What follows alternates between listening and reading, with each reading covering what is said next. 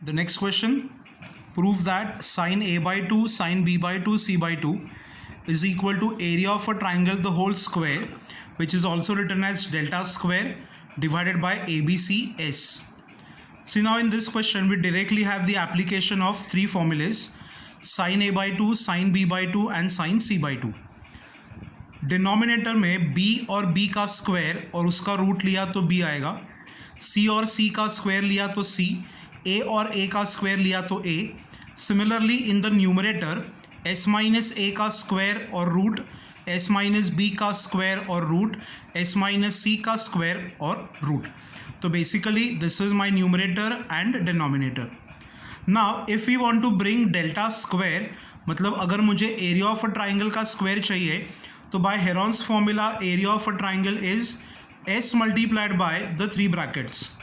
तो यहाँ पे न्यूमरेटर में s was missing, so what we did was divide and multiply by the term s.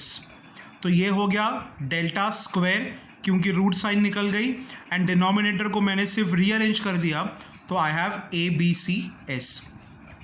तो very simple, 2 marks numerical and it is just an application of sine half angle का rule and area of a triangle. And now the last numerical for today, prove that b cos square c by 2 plus c cos square b by 2 is equal to s. Now as I have mentioned you in the previous question, we know that cos square theta by 2 is equal to 1 plus cos theta divided by 2. तो यहाँ पे LHS अगर मैंने start किया,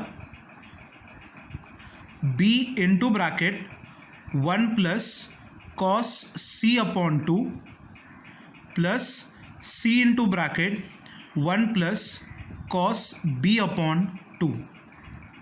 now दोनों के denominator same है तो I can take it as an LCM. Expand the brackets, b into 1 plus b cos c, c into 1 plus c cos b. अभी ये जो यहाँ पे दो टर्म्स हैं, this and this, b cos c plus c cos b, they are nothing but the terms which are related to the projection rule, and that rule is equal to a. तो यहाँ पे आया a plus b plus c divided by 2. Reason आप लिख सकते हो, a is equal to c cos b plus b cos c, projection rule. And now a plus b plus c upon 2 is equal to s, because that is nothing but semi-perimeter of the triangle. सो ऐसे numericals आपको syllabus of CET में भी पूछे जाएंगे, theory में भी ये numericals आ सकते हैं, and this question holds a 2 marks part. तो now this completes the solution of a triangle के numericals. Maximum numericals from theory is have been asked in the board papers, CET में भी पूछे गए हैं. After the completion of this chapter, I'll be starting with some CET questions, JEE questions of this chapter. तो पहले आप इसका theoretical part अच्छे से स्टडी करो. सब फॉर्मूलेस का लिस्ट मैंने ग्रुप पे भेजा है, उसका डेरिवेशन भी भेजा है, तो वो आप अच्छे से गो थ्रू करो, and then afterwards you can start with the CET section.